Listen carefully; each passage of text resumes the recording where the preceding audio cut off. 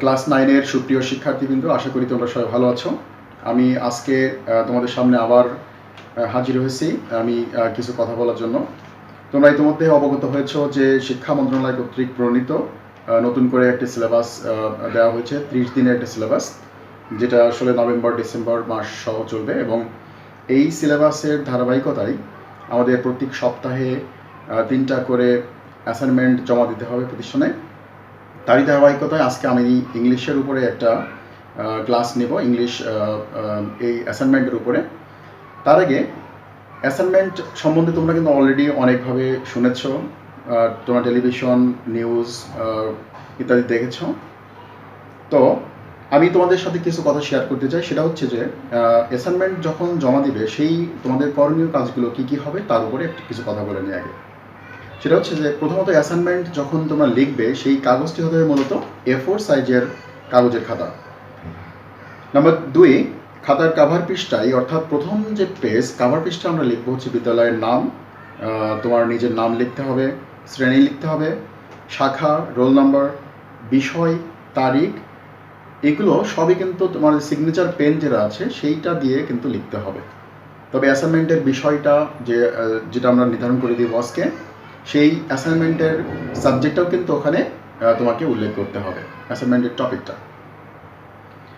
প্রতিটি বিষয়ের জন্য আলাদা খাতা তৈরি করতে হবে, অর্থাৎ আজকে যে ইংলিশ অ্যাসাইনমেন্ট তোমরা পাবে সেই অ্যাসাইনমেন্টের জন্য আলাদা খাতা, অন্য সাবজেক্টের জন্য অন্য খাতা ইউজ করতে হবে।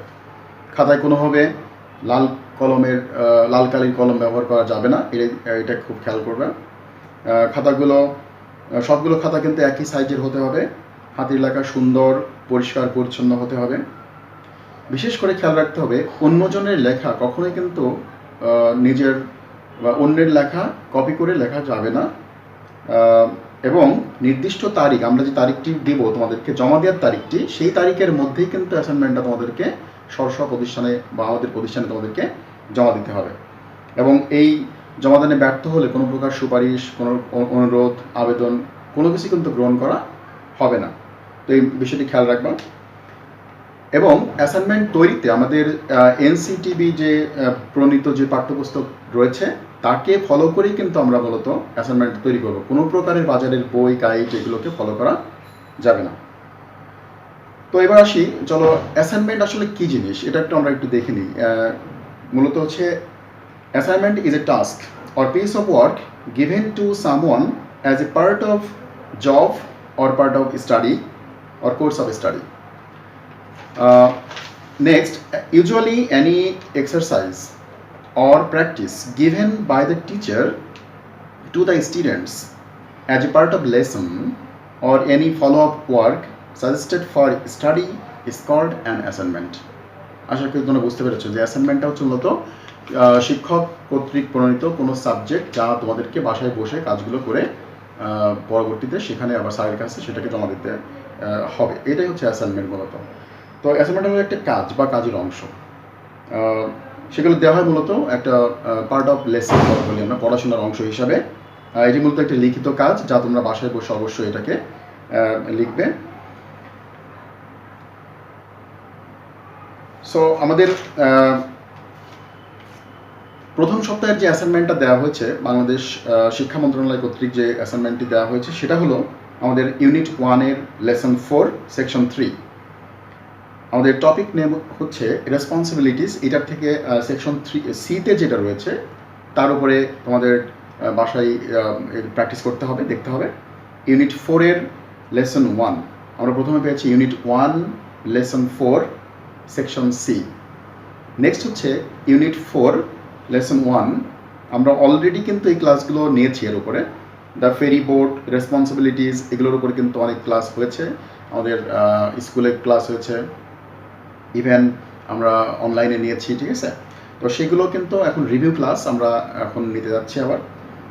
সেকশন C অর্থাৎ ইউনিট 4-এর lesson 1 the ferry boat section C, এখানে যে কোয়েশ্চেনগুলো রয়েছে তোমাদেরকে সেটা আমরা একটু দেখাবো। আর লাস্ট অফ অল যে ইউনিট থেকে তোমাদেরকে অ্যাসাইনমেন্টটা আমরা দিব সেটা হচ্ছে ইউনিট 4 লেসন 4। এই লেসন বা এই টেক্সটের উপর বেস করে তোমাদেরকে একটা গল্প কমপ্লিট করতে হবে, তার উপর একটা অ্যাসাইনমেন্ট আজকে আমরা দিব। সো ভালো করে একটু তোমরা দেখবে। আমি একটু তাহলে বইটা ওপেন করি, তোমরা সাধারণত বইটা ওপেন করো এবং বইটা ওপেন করে দেখো।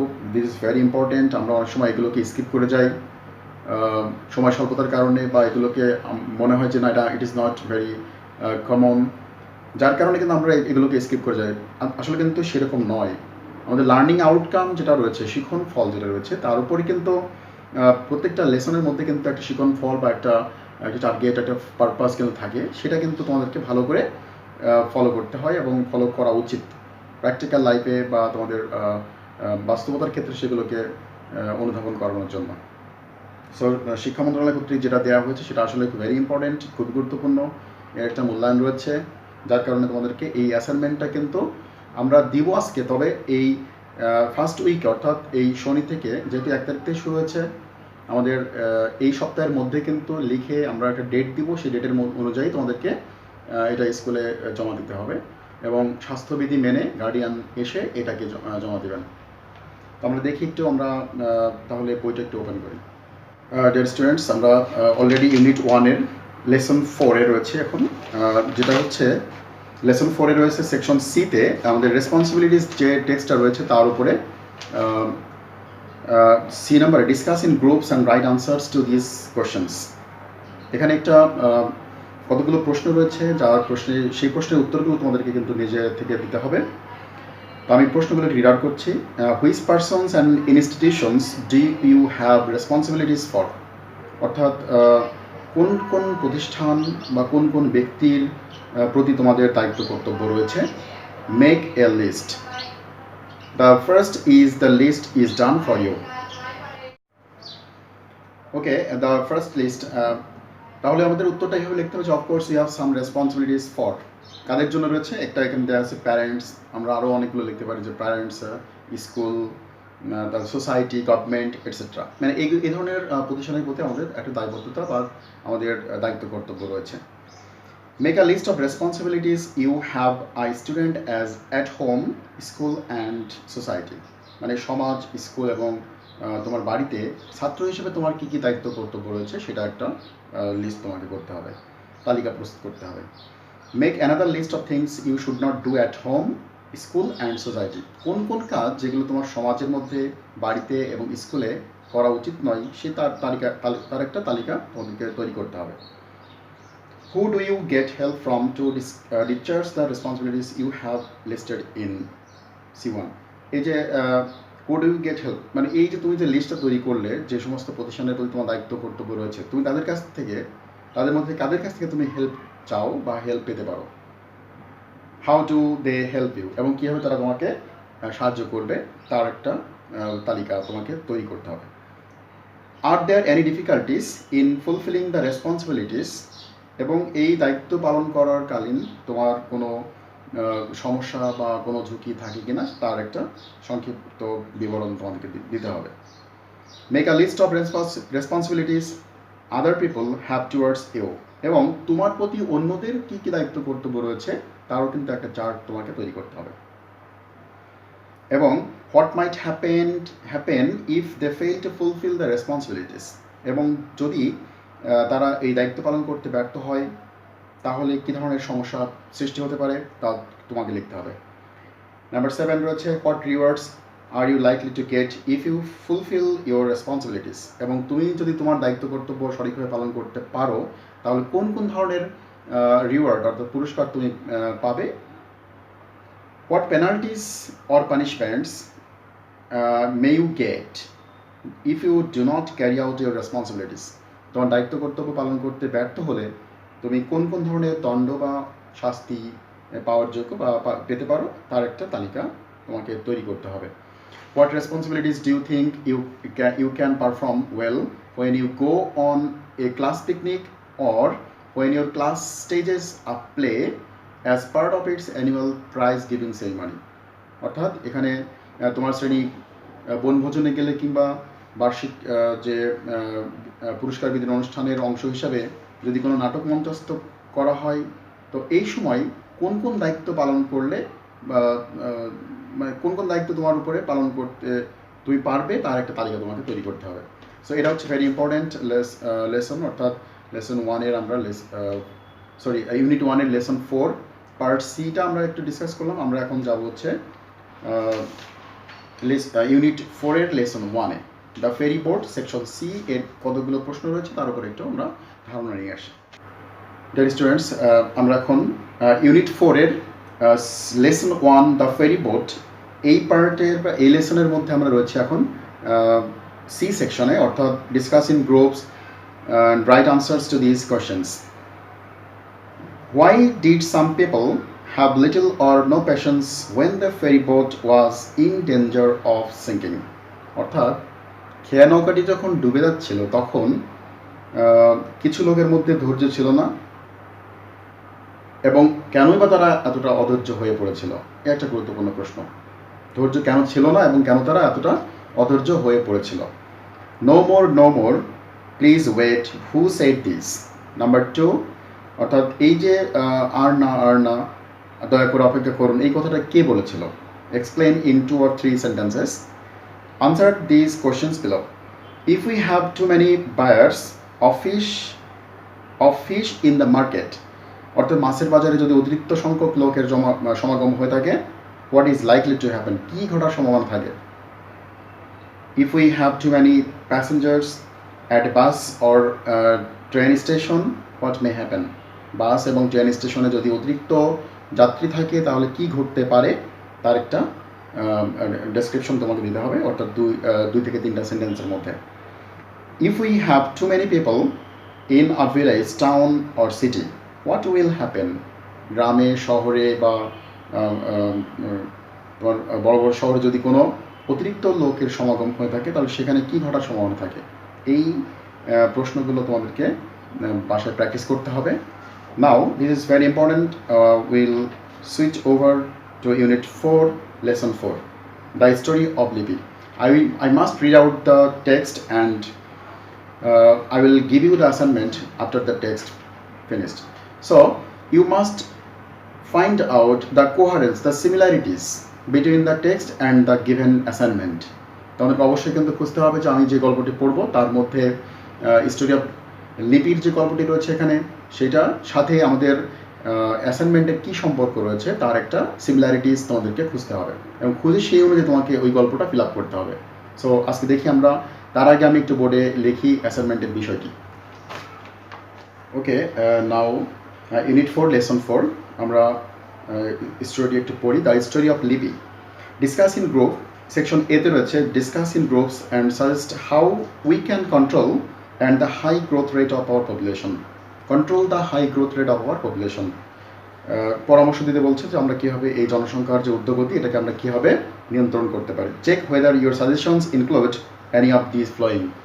এইখানে নিচের কতগুলো সাজেশন রয়েছে, দেখো তোমার সাথে মিল হয় কিনা। Raise awareness among the people, particularly in the rural areas, about the bad consequences of having more children in the family. অর্থাৎ পরিবারে অধিক সংখ্যক জনসংখ্যা থাকলে কি খারাপ ফলাফল বয়ে আনতে পারে, এবং জনগণের মধ্যে রেইজ অ্যাওয়ারনেস, অর্থাৎ আমাদের মধ্যে যে সচেতনতা রয়েছে এটাকে বাড়িয়ে দিয়ে বা বৃদ্ধি করে, বিশেষ করে গ্রাম অঞ্চলে এই ধরনের সাজেশন আমরা করতে পারি। স্টপ চাইল্ড ম্যারেজ, অর্থাৎ এই যে বাল্যবিবাহ আমরা যেটা বলে থাকি সেটাকে থামিয়ে দেওয়ার মাধ্যমে কিন্তু এই আমরা হাই গ্রোথ রেটটাকে কন্ট্রোল করতে পারি। Keep the size of the family small with 2 children, অর্থাৎ 2 সন্তানের মধ্যে কিন্তু ফ্যামিলিকে সীমাবদ্ধ রাখতে বলা হচ্ছে, তাহলে কিন্তু আমরা এই গ্রোথ রেটটাকে কন্ট্রোল করতে পারবো। Now section B, read the story of Lipi and answer the questions follow. In the next class, Mrs. Chaudhary tells her students the story of Lipi. The year before last, অর্থাৎ গত বছরের আগের বছরে লিপি, a 14 years old girl, was in class 9 in a rural school in Rangpur. Lipi is the eldest of 5 children, 3 daughters and 2 sons. মানে 3 কন্যা এবং 2 সন্তানের মধ্যে, মোট 5 সন্তানের মধ্যে লিপি ছিল সবচেয়ে বড়। Their father is a day laborer working on other people's land and mother is a homemaker. বাবা অন্যের জমিতে কাজ করে এবং মা হচ্ছে একজন গৃহিণী, and a part-time worker at other people's homes, এবং অন্যান্য বাড়িতে মা গৃহিণী, নিজের বাড়িতে গৃহিণী এবং অন্য বাড়িতে তিনি কিন্তু খণ্ডকালীন কাজ করে থাকেন। The parents, particularly the mother, found it real difficult to raise 5 children on the small income the father could earn. অর্থাৎ বাবা যে পরিমাণে অর্থ উপার্জন করে তা দিয়ে এই যে 5 সন্তানের লালন পালন করা বিশেষ মানে বাবা মায়ের পক্ষে কঠিন হয়েছিল, বিশেষ করে মায়ের পক্ষে। পারহ্যাপস দ্যাট ইজ হোয়াই, এই কারণে সম্ভবত এই কারণে Lipi's father wanted to marry her of, এই কারণে যে এই তাদের সন্তান লালন পালন করতে তারা ব্যর্থ হচ্ছে, বিধায়ী কিন্তু বড় সন্তান হিসেবে লিপিকে তারা বিয়ে দেওয়ার জন্য প্রস্তুতি গ্রহণ করেছিল।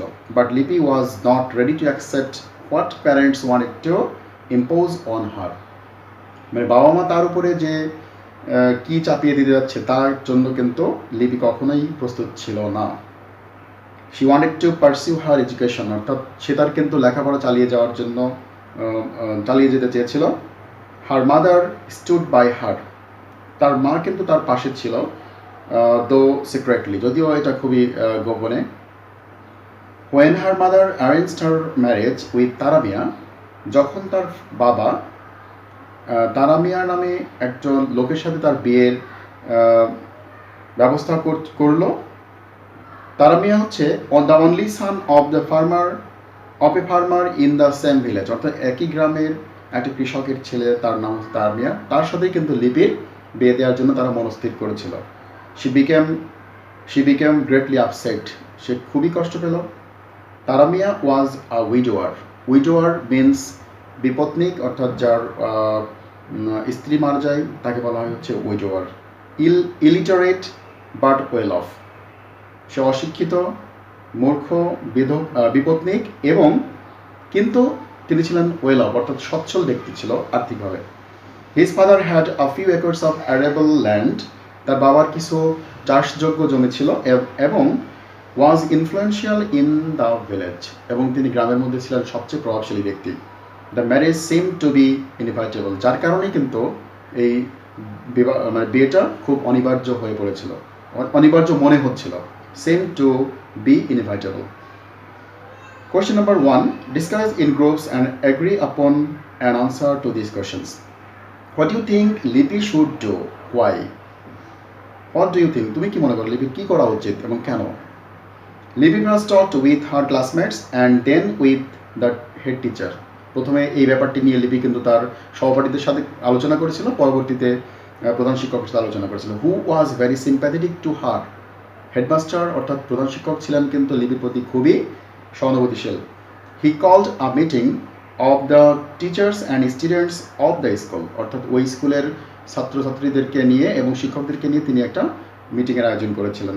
হি also invited the school managing committee members and some responsible persons of the village to attend the meeting, এবং গ্রামের কিছু গণ্যমান্য ব্যক্তি এবং স্কুলের ম্যানেজিং অর্থাৎ পরিচালনা পরিষদের সদস্যদেরকে নিয়ে তিনি একটা মিটিংয়ের আয়োজন করেছিলেন। The head teacher explained in detail the serious consequences that would follow, অর্থাৎ ফলো লিপিস ম্যারেজ, মানে এই যে লিপির বিয়ে সংক্রান্ত বিষয় নিয়ে কি ঘটতে পারে সেই সংক্রান্ত বিষয় কিন্তু তিনি তার তাৎপর্য তুলে ধরে কিন্তু প্রধান শিক্ষক কিছু কথাবার্তা বলেছিলেন, যেটা ছিল এরকম যে she would be having children from her early age 15 to 16, অর্থাৎ সে 15 থেকে 16 বছরের মধ্যেই কিন্তু সে মা হবে, অর্থাৎ সন্তান তার হবে। It would create constant health hazard, যেটা তার জন্য কিন্তু নিয়মিত স্বাস্থ্য ঝুঁকির মধ্যে ফেলবে। Her education would stop, তার লেখাপড়া কিন্তু থেমে যাবে। On top of all, সর্বোপরি her marriage against her will might shatter her future dream, তার ইচ্ছার বিরুদ্ধে তার যে বিয়ে দেওয়ার কথাবার্তা চলছে এটা কিন্তু তার ভবিষ্যতের স্বপ্নকে ধূলিসাৎ করে দেবে। অ্যাট ওয়ান স্টেজ, এক পর্যায়ে Taramia's father stood up and tried to argue, উনি দাঁড়িয়ে পড়লেন তারামিয়ার বাবা এবং উনি তর্ক করতে শুরু করলেন। You are all making mistakes, আপনারা সবাই ভুল করছেন। Lipi would be very happy if she got married with Taramia, যদি তারামিয়ার সাথে লিপির বিয়ে দেওয়া হয় তাহলে লিপি অবশ্যই সুখী থাকবে। শি উড হ্যাভ এভরিথিং, সে সব কিছুই পাবে, money, clothes, home, status in the society etcetera, সমাজে তার মান মর্যাদা, টাকা পয়সা, বাড়ি, কাপড় চোপড় ইত্যাদি, everything she will have. Why are you trying to deprive her of this opportunity? কেন আপনারা এই সুযোগ থেকে আপনারা বঞ্চিত করছেন? But no, the big majority, কিন্তু না, big majority who attended the meeting supported the headmaster, সবাই কিন্তু ওখানে যারা অধিকাংশ মানুষ যারা উপস্থিত হচ্ছেন অধিকাংশ কিন্তু তারা প্রধান শিক্ষকের এই কথার প্রতি তারা সমর্থন জানিয়েছিল। Lipi's marriage was called off, যার কারণে কিন্তু তখন লিপির বিয়েটা আটকে গিয়েছিল। She is now studying at Carmichael college, Rangpur. বর্তমানে সে কারমাইকেল কলেজে, রংপুর কারমাইকেল কলেজে সে পড়াশোনা করছে। So this the first question we have discussed, and now question number 2. But I will go to section C. Fill in the blanks in the passage with will or would. আমরা জানি যে will এবং would এই দুটো হচ্ছে modal auxiliaries, যার মাধ্যম দিয়ে আমরা কিন্তু এই নিচের একটা গ্যাপ রয়েছে সেটাকে ফিল আপ করবো। Miss Anjali Barua, a retired college teacher, is a widow who lives in her own flat in Dhaka. অঞ্জলি বড়ুয়া তিনি একজন কলেজ শিক্ষক, অবসরপ্রাপ্ত কলেজ শিক্ষক, এবং তিনি একজন বিধবা, উইডো হু লিভস ইন, যিনি ঢাকা তার নিজস্ব একটা ফ্ল্যাটে কিন্তু বসবাস করেন। At this stage of her life, জীবনের এই পর্যায়ে এসে, she wants to do something for the people of her village in Sherpur district. এই পর্যায়ে এসে জীবনের তিনি গ্রামের, তার নিজের জেলার নিজ গ্রামে জনগণের জন্য কিছু করতে চান। হার only daughter lives in Khulna with her husband and children. তার একমাত্র মেয়ে যে তার হাজব্যান্ড এবং তার সন্তানদের সাথে খুলনাতে বসবাস করে। Right now she is in her village home. এখন পর্যন্ত সে কিন্তু তার গ্রামেই রয়েছে।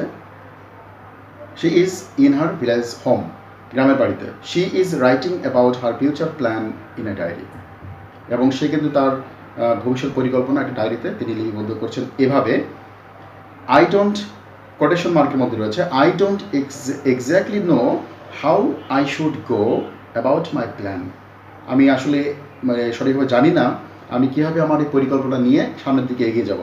But one thing I know for sure, কিন্তু নিশ্চিত করে আমি একটা জিনিস বলতে পারি বা আমি একটা জিনিস জানি, I will need a lot of money for the work. এবং এই কাজ করার জন্য আমার অবশ্যই কিছু টাকার প্রয়োজন হবে। ইফ আই হ্যাড 5 মিলিয়ন টাকা, আই উড, দুই নম্বর গ্যাপে রয়েছে, যে গ্যাপটা রয়েছে এখানে আসলে মোডালের যে ব্যবহারটা হবে সেটা হবে would. I would start an adult education center. Then if I found an expert on adult education, I would prepare learning materials for the people. আসলে এখানেও নাম্বার 3তেও কিন্তু would এর ব্যবহারটা হবে, বিকজ আগের সেন্টেন্সের যে ভার্বটা রয়েছে সেটা কিন্তু ইফযুক্ত সেন্টেন্সের ভার্বটি পাস্ট ফর্মে রয়েছে, যার কারণে কিন্তু এখানে would এর ব্যবহারটা নিয়ে আসতে হবে। If you ask him what materials dash look like, he dash be able to explain in details. If you ask him what materials will look like, he will be able to explain in details. I know if the people attended the classes at the center, they would learn how to read, write and count. I would definitely give time to this project, but to carry out the project successfully, I will have to live in the village almost permanently. Here is a problem. Who will take care of the flat in Dhaka? If I had a good, reliable man, I would make him caretaker of my flat. But where will I find such a man? আমরা এই section সিটা করলাম। এটা হচ্ছে fill in the blanks in the passage with will or would, অর্থাৎ will এবং would এর ব্যবহারের মাধ্যমে আমাদের এই গ্যাপটিকে ফিল আপ করতে হবে। নাও দিস ইজ দ্য অ্যাসাইনমেন্ট। আমরা অ্যাসাইনমেন্ট অলরেডি পেয়ে গিয়েছি। সেটা হচ্ছে যে আমরা এখানে দেখতে পাচ্ছি, আমি অলরেডি লিখেছি করে, read the beginning of the story, write new 10 sentences to complete the story in a way you would like. 10টা সেন্টেন্স দিয়ে তোমার এই নিচের গল্পটাকে তোমাকে ফিল আপ করতে হবে, যেটা তুমি মনে করো, যেভাবে তুমি মনে করো, according to your own self. অর্থাৎ নিজের মতো করে 10টা সেন্টেন্স ক্রিয়েট করে তোমাকে পরবর্তী গল্পটি তোমাকে ফিল আপ করতে হবে। আসলে আমরা এটা কিন্তু অভ্যস্ত যে আমরা যখন কমপ্লিটিং স্টাডি করে থাকি সেটা কিন্তু আমরা অভ্যস্ত।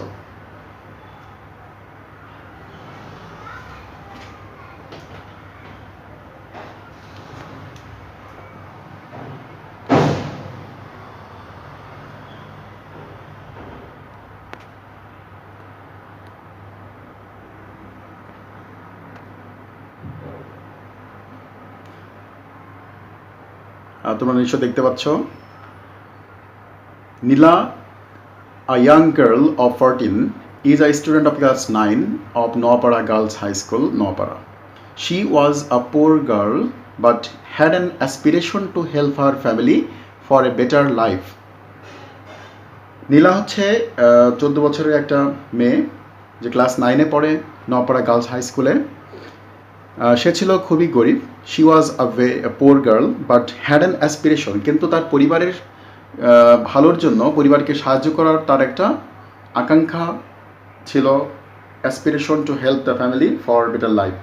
On her way to school, স্কুলে যাওয়ার পথে a boy named Alam use to teach her very often. Alam নামে একটা ছেলে তাকে প্রায় বিরক্ত করত, but she did not get frustrated, কিন্তু সে কিন্তু এই ব্যাপারটাতে সে হতাশাগ্রস্ত হয়ে পড়েনি, বরং rather than you have to complete the story. আমি একটু ক্লোজলি তোমাদেরকে দেখাই আরেকটু।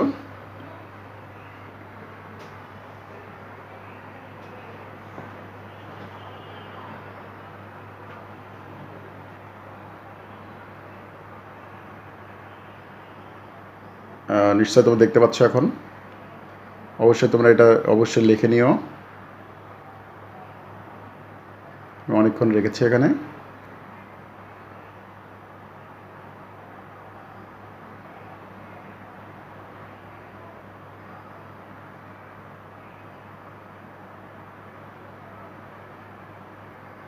আশা করি দেখতে পেরেছ।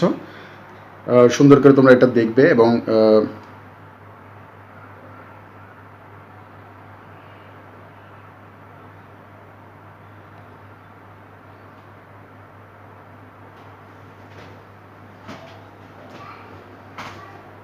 সো ডিয়ার স্টুডেন্টস, এই সপ্তাহের মধ্যে উইদিন দিস উইক অবশ্যই তোমরা এই স্টোরিটা ফিল আপ মানে গল্পটা তৈরি করবে নিজের মতো করে। তৈরি করে অবশ্যই আমরা একটা ডেট দিব অনলাইনে অবশ্য। আর যদি এইটা লেখাটা বুঝতে সমস্যা হয়, ঠিক আমাদের গ্রুপে যে ক্লাস 9-এর ইংলিশ পার্টে ইংলিশ সেকশনে যে ওখানে দেখো দেওয়া আছে অ্যাসাইনমেন্টের ঠিক এই কথাগুলো কিন্তু লেখা আছে ওখানে, তোমরা ওখান থেকেও দেখে নিতে পারো। তো আশা করি ব্যাপারটা বুঝতে পেরেছো। সবাই ভালো থাকো। আশা করি তোমরা প্রথম অ্যাসাইনমেন্ট খুব সুন্দর করে কাভারটা খুব ভালো করে লিখবে এবং অবশ্যই লিখবে কিন্তু সাবমিটেড টু, অর্থাৎ নিচে একটু পোর্শন রাখবে যে কাকে তুমি এইটা জমা দিচ্ছ, কোন স্যারের কাছে, তার নাম উল্লেখ করবো। তো আশা করি বুঝতে পেরেছো। ভালো থেকো। আল্লাহ হাফেজ।